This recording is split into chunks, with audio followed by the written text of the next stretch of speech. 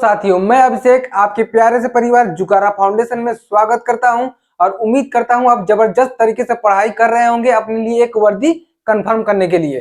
ठीक है, तो लेट ना करते हुए तुरंत ही सेशन पे आ जाते हैं। ठीक है, आपका पहला जबरदस्त तरीके से क्वेश्चन आ चुका है। आप लोग सबका देख कर क्वेश्चन का आंसर देने का प्रयास करेंगे मेरे भाई।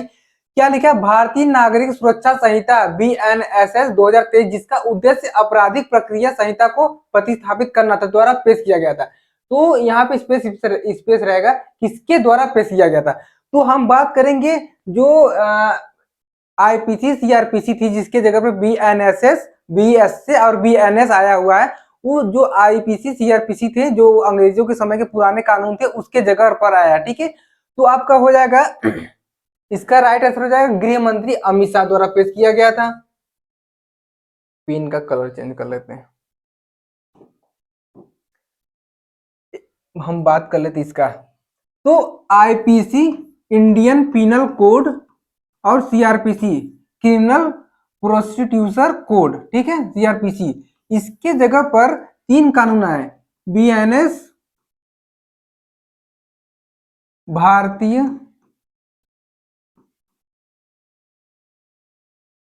न्याय संहिता 2023,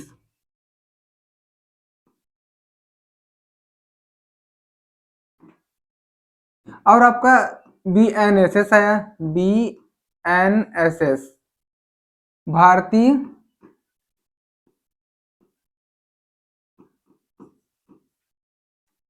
नागरिक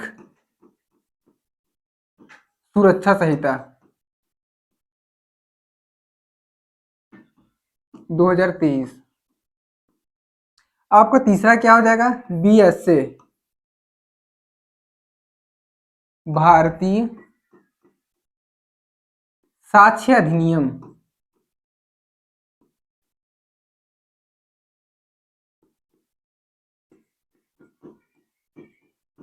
ये भी 2023 में आया था। अब मेरे भाई बात करेंगे ये लागू कब हुआ। ये लागू हुआ आपका आपके तीनों ही लागू हुए 1 जुलाई 2024 को। ठीक है, तो ये सारे फैक्ट को अब अच्छी तरीके से नोट कर लेंगे। आइए चलते हैं नेक्स्ट क्वेश्चन पे। दूसरा क्वेश्चन क्या? निम्नलिखित शख्सियतों को उनके संबंधित संगीत वाद्य यंत्र से मिलान कीजिए। तो देखेंगे ये अनुष्का शंकर, यानी कि ये पंडित रविशंकर जी की बिटिया है। पंडित रविशंकर,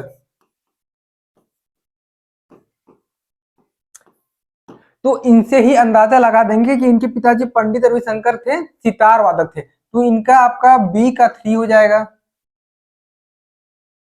ठीक है, आपका किशन महाराज हो जाएंगे तबला, मतलब C का हो जाएगा आपका पहला। तो ऐसे ही आप मिला लेंगे। B का 3 कौन सा है? B का ये सही है, ठीक है, और इसका मतलब ये गलत हो गया।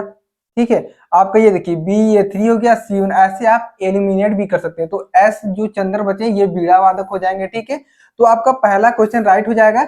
और S बालचंद्र को 1982 में पद्म विभूषण से सम्मानित किया गया। पद्म विभूषण से सम्मानित किया गया। देख लेते किशन महाराज किस घराने से आते थे। किशन महाराज बनारस घराने से आते थे। ठीक है, बनारस घराने से आते थे। तो सभी भाई इसका एक बार स्क्रीनशॉट ले लेंगे, आपका पहला ही राइट आंसर हो जाएगा। ठीक है, फिर हम आगे बढ़ते हैं। समय की मूल इकाई, तो समय की मूल इकाई क्या होती है? जैसे 1 मिनट में 60 सेकेंड होते हैं। तो ये नहीं गिर गया, कोई बात नहीं। और 1 घंटे में 60 मिनट होते हैं। तो समय की मूल इकाई क्या हो जाएगा? सेकेंड हो जाएगा। ठीक है, नेक्स्ट क्वेश्चन में चलते हैं। राज्यसभा के कितने सदस्य अप्रत्यक्ष रूप से चुने जाते हैं और राज्य और केंद्र शासित प्रदेशों के प्रतिनिधि होते हैं? तो देखते हैं राज्य के चुने जाते हैं और राज्य और केंद्र शासित प्रदेशों के प्रतिनिधि करते हैं। ठीक है, तो एक आर्टिकल हुआ आर्टिकल 80, इसमें क्या है, हमारे आर्टिकल 80 में राज्यसभा का उल्लेख है, राज्यसभा का उल्लेख है। राज्यसभा क्या है, राज्यसभा हमारा क्या है, निम्न सदन है कि उच्च सदन है? तो हाँ, राज्यसभा हमारा उच्च सदन है।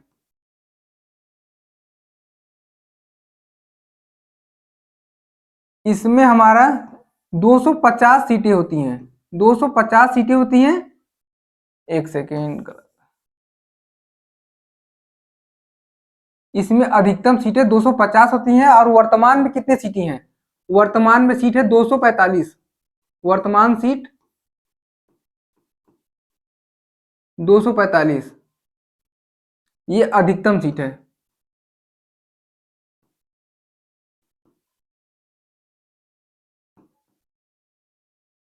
तो इसी तरह से जबरदस्त तरीके से हम लोग सेशन में प्रैक्टिस करते रहेंगे। आइए चलते हैं नेक्स्ट क्वेश्चन में, और जबरदस्त तरीके से करते रहेंगे। तो आप लोग इसको देखेंगे, निम्नलिखित में से कौन सा क्लब आई लीग वर्ष 2023-24 में खेल रहा है, ठीक है? तो इसको आप बहुत कम ही सुने होंगे, तो आपका दूसरा वाला राइट आंसर हो जाएगा, ठीक है, मोहम्मद स्पोर्टिंग क्लब। ये मोहम्मद स्पोर्टिंग क्लब क्या होता है, ये पुरुष पुरुष फुटबॉल क्लब होता है, पुरुष फुटबॉल क्लब होता है, फुटबॉल क्लब होता है।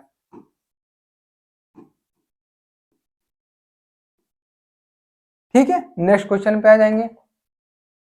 भारत की 2011 की जनगणना के अनुसार निम्नलिखित में से किस भारतीय राज्य में लिंगानुपात भारत के संयुक्त लिंगानुपात से कम है? तो हम बात करेंगे भारत का जो लिंगानुपात है, भारत का लिंगानुपात कितना है, भारत का लिंगानुपात है 943, ठीक है। इससे जो भी नीचे रहेगा उसको देखना है। तो हम देखेंगे आपका असम कितना हो जाएगा, 958 है, और गुजरात का कितना है, गुजरात का है 931, और उत्तराखंड का कितना है, उत्तराखंड का हो जाएगा आपका 946, और झारखंड का 900 आपका 964 हो जाएगा।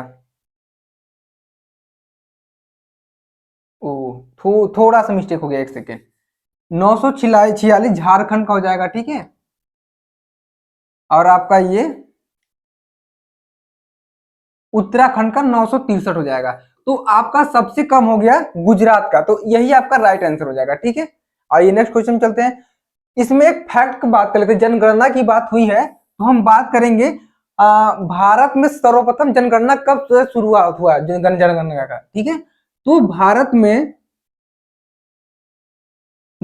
सर्वप्रथम जनगणना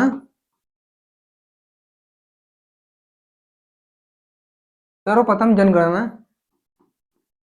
1871 में से और 72 में रिपन द्वारा करवाया गया, रिपन द्वारा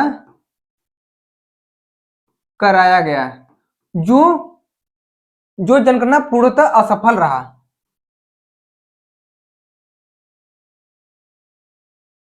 पूर्णतः असफल रहा।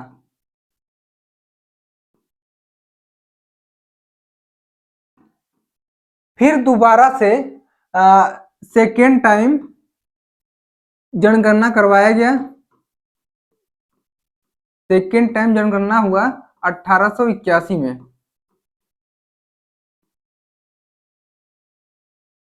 एक सेकेंड, ये आपका रिपन नहीं, आप मेयो द्वारा करवाया गया था, जो असफल जनगणना था, ठीक है। सेकेंड जनगणना हुआ रिपन द्वारा, जो पूर्णतः सफल हुआ, रिपन द्वारा, जो पूर्णतः सफल जनगणना था। हमारे स्वतंत्र भारत में अब तक कुल कितने जनगणना हुए हैं? तो हमारे स्वतंत्र भारत में अब तक कुल 7 जनगणना हुए हैं, और पूरा स्वतंत्र भारत से पहले को लेकर चलेंगे तो पूरे 15 जनगणना हुआ है, ठीक है। स्वतंत्र भारत यहां लिख देता हूं, स्वतंत्र भारत, ठीक है। नेक्स्ट क्वेश्चन पर आ जाते हैं। निम्नलिखित में से किसे भारतीय पुनर्जागरण के जनक के रूप में जाना जाता है, और जिन्होंने बंगाल पुनर्जागरण आंदोलन में महत्वपूर्ण भूमिका निभाई थी? तो बहुत ही आसान से क्वेश्चन है मेरे भाई, इसका आंसर आप लोग देने का प्रयास करेंगे, ठीक है। तो मैं आपको इशारा, जिसने बंगाल पुनर्जागरण आंदोलन करा, जिसने सती प्रथा के लिए सिफारिश लिए कानून लाए, जिसने ब्रह्म समाज का स्थापना किया, ठीक है, तो आपके हो जाएंगे राजा राम मोहन राय। इन्होंने 1817 में 1817 में हिंदू हिंदू कॉलेज का निर्माण करवाया,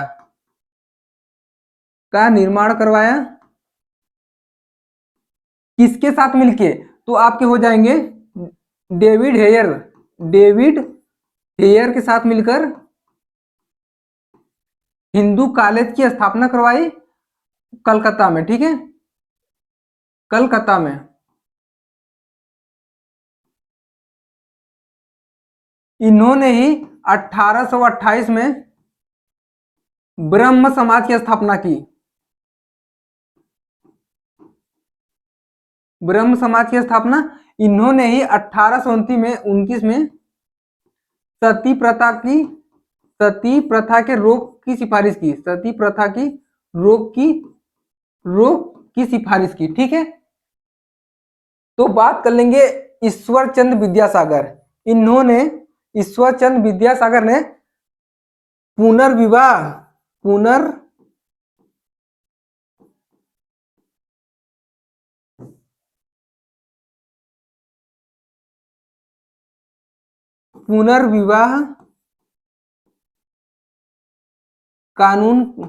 कानून की सिफारिश की।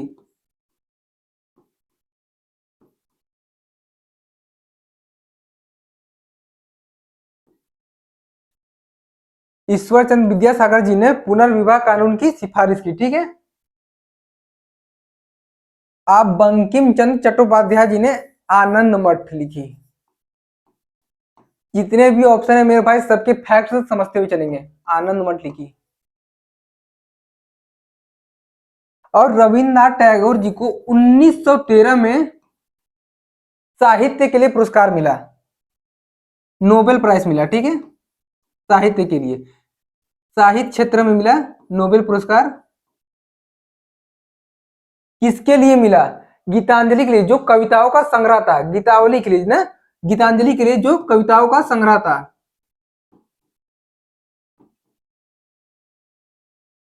कविताओं का संग्रह था, ठीक है, कविता संग्रह।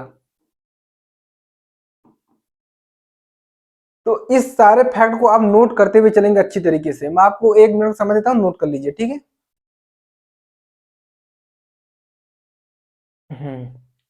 तो हम लोग 8वें क्वेश्चन पा चुके हैं। जबरदस्त तरीके से हम लोग ऐसे ही चलते रहेंगे।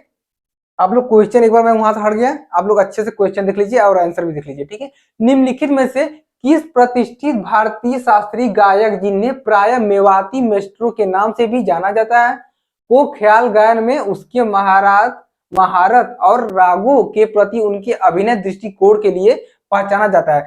तो हम देखेंगे हरि प्रसाद चौरसिया क्या हो जाएंगे? हरि प्रसाद चौरसिया बांसुरी वादक हो जाएंगे, बांसुरी वादक हो जाएंगे। और आपका जाकिर हुसैन क्या हो जाएंगे? तबला वादक हो जाएंगे। और बिस्मिल्लाह खां, ये तो सभी लोग को अब कल परसों के प्रश्न में भी थे, ठीक है। बिस्मिल्लाह खां ये हो जाएंगे शहनाई, शहनाई वादक। तो आपकी एक ही मतलब आंसर बचे, तो डी वाला ही आपका राइट आंसर हो जाएगा, पंडित जसराज, ठीक है। तो नेक्स्ट क्वेश्चन पे आ जाते हैं हम बहुत जल्दी से।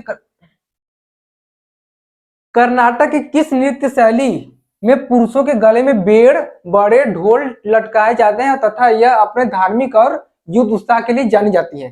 तो हम बात करेंगे, ये कुम्मी कहां माना जाता है? ये आपके तमिलनाडु में,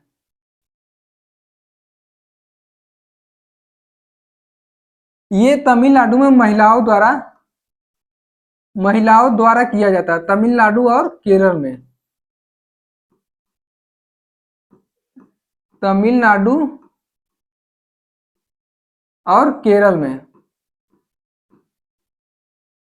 और डांडिया, डांडिया कहाँ होता है? ये आपके गुजरात में। डोल्लू कनीटा इसका राइट आंसर हो जाएगा, ठीक है। डोल्लू कनीटा सी वाला ही आपका राइट आंसर हो जाएगा। और घोड़े मोदनी ये कहाँ होता है? गोवा में होता है।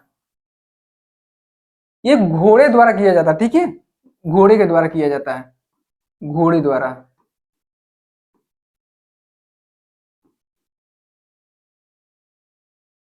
तो आइए चलते हैं 10वें प्रश्न पे, ठीक है।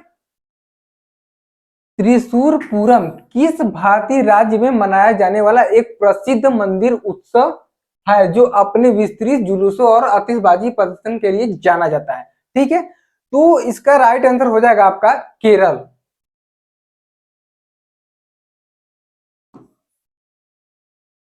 आपका कर्नाटक में हम्पी होता है, कर्नाटक में हम्पी होता है, ठीक है। और तमिलनाडु में आपका पोंगल हो जाएगा।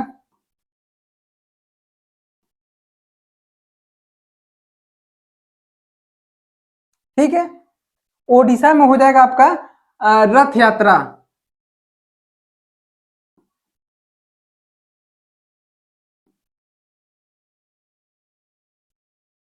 ठीक है, आइए नेक्स्ट क्वेश्चन में चलते हैं। उस भारतीय अमेरिकी कैंसर चिकित्सक का क्या नाम है जो व्हाइट हाउस फेलो के 2023-24 वर्ग के लिए चुने गए 15 व्यक्तियों में से एक है? तो आपका राइट आंसर हो जाएगा, ये देखिए, अतुल बट्टे, राहुल राहुल गुप्ता होगा, राहुल गुप्ता, कमल मेंगरांजनी, कविता भाटिया। तो आपका सी वाला राइट आंसर हो जाएगा, ठीक है, कमल मेंगराजानी। ठीक है, नेक्स्ट क्वेश्चन पे आ जाएंगे। भारतीय संविधान का निम्नलिखित में से कौन सा भाग संघ और उसके राज्य क्षेत्रों के से संबंधित है? तो हम बात करेंगे भारत के कौन सा भाग संघ और राज्य के उसके राज्य क्षेत्रों से संबंधित है? तो हमारा भाग एक हो जाएगा राइट आंसर, ठीक है।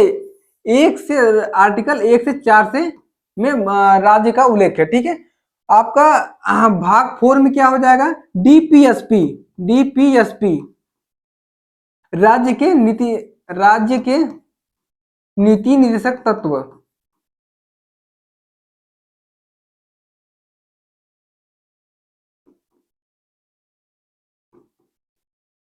ठीक है, अब भाग 2 में आ जाएगा आपका, और भाग 3 में आपका हो जाएगा मूल अधिकार।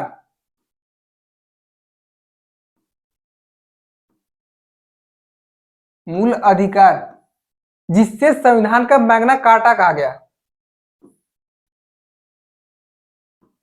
जिसे संविधान का मैग्ना कार्टा कहा गया।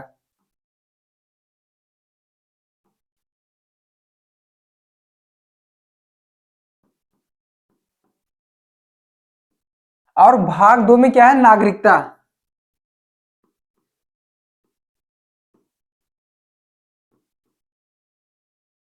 ठीक है, आइए नेक्स्ट क्वेश्चन चलते हैं। राष्ट्रीय ग्रामीण रोजगार गारंटी अधिनियम 2005 भारत के उन सभी ग्रामीण परिवारों को डैश डैश दिनों की गारंटीकृत मजदूरी रोजगार का वादा करता है जो अकुशल शारीरिक काम करने के लिए स्वेच्छा से काम करते हैं। मतलब जो लोग शरीर से स्वस्थ से मजबूत है, काम कर सकते हैं, उनके लिए था। तो ये जो रोजगार था वो 100 दिन का था। ये किसके शासनकाल में आया? उस समय तत्कालीन प्रधानमंत्री हुए डॉक्टर मनमोहन सिंह, उनके स्टार्ट, डॉक्टर मनमोहन सिंह, इनके द्वारा यह शुरू किया गया 2006 में।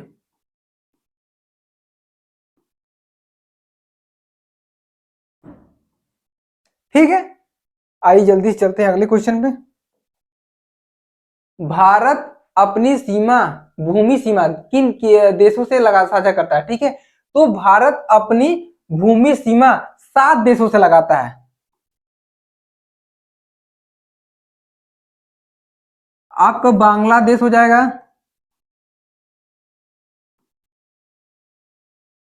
पाकिस्तान, नेपाल, चीन, भूटान, म्यांमार, अफगानिस्तान।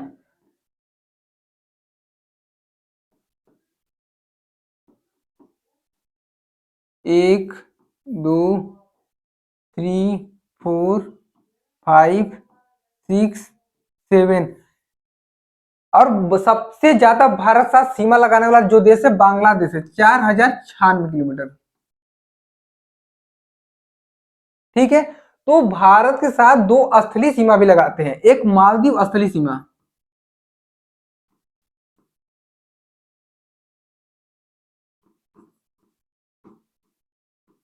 पहला हो जाएगा मालदीव, दूसरा श्रीलंका।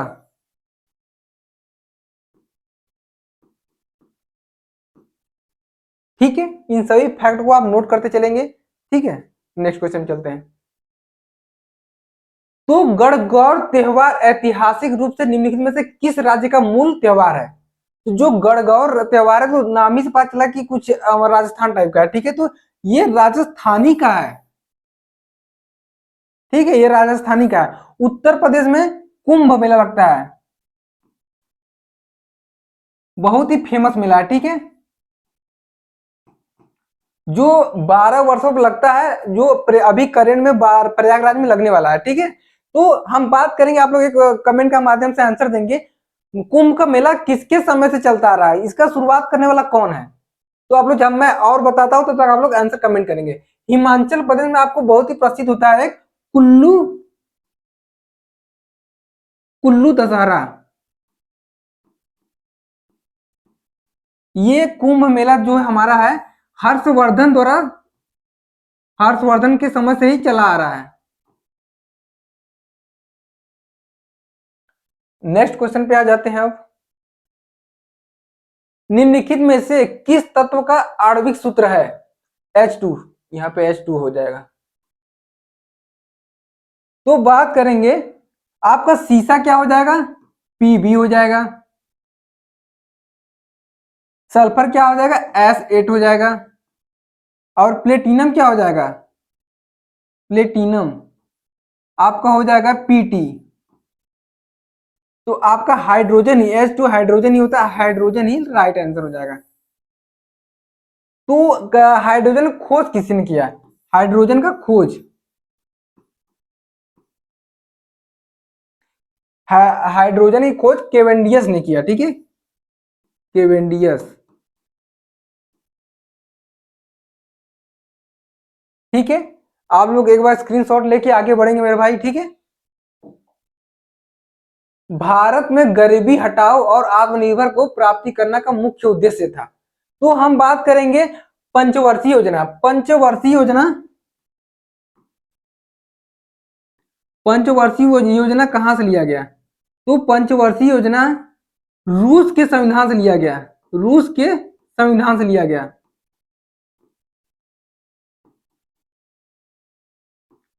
से लिया गया।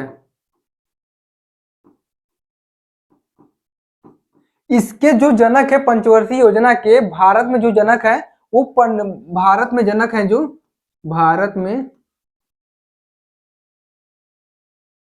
पंडित जवाहरलाल नेहरू।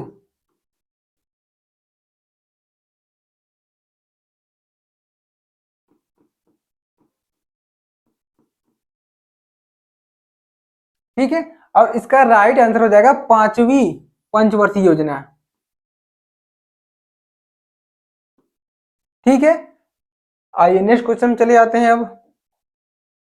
एक प्रसिद्ध नाटक अभिज्ञान शाकुंतलम निम्नलिखित में से किस शख्सियत द्वारा लिखा गया? तो सीधे सीधे बात करेंगे, जनरल सा क्वेश्चन मेरे भाई, जो एसएससी जीडी में या फिर किसी रेलवे एग्जाम में जनरली पूछा जाता है, तो उसका सीधा आंसर हो जाएगा कालिदास। अब बात कर लेंगे कल्हड़ ने क्या लिखी थी? राज तरंगड़ी, राज तरंगड़ी।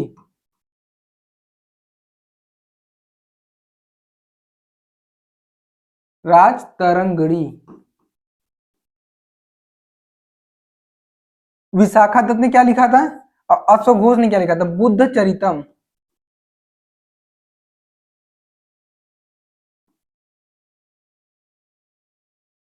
अश्व विशाखा दत्त ने क्या लिखा था? आप लोग एक बार कमेंट में करके बताएंगे, बहुत सा आसान सा क्वेश्चन है। ठीक है,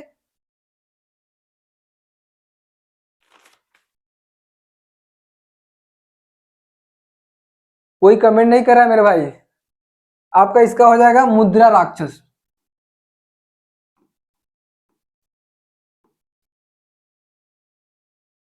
मुद्रा राक्षस, ठीक है। तो अब हम नेक्स्ट क्वेश्चन पे आ जाएंगे। इस सारे फैक्ट को आप एक बार नोट करते चलेंगे मेरे भाई, ठीक है। साई खोम मीराबाई चानू एक भारतीय भारोत्तोलन है। अभी जब हो रहा था ओलंपिक खेल तो उसमें आपने बहुत ज्यादा नाम इनका सुना होगा। ये सबसे पहली मतलब जीती थी, ठीक है, भारतीय भारोत्तोलन, ठीक है। तो आपको ये राइट आंसर हो जाएगा। रिक्की केज ने अपना तीसरा ग्रैमी पुरस्कार निम्नलिखित में से किस एल्बम के लिए जीता? तो बात करेंगे रिक्की ने, इन्होंने 2015 में डिवाइन टाइड्स में जीता था, ठीक है। डिवाइन टाइड एल्बम के लिए जीता था 2015 में, ठीक है। अच्छा, तो आपका मेरा हमारा क्वेश्चन 20 प्रश्न यहीं पे होते हैं कंप्लीट। ऐसे ही और जबरदस्त तरीके से प्रैक्टिस करने के लिए हमारे साथ जुड़ना ना भूलें और ज्यादा से ज्यादा हमारे अपने मित्रों तक शेयर करें सेशन को। धन्यवाद।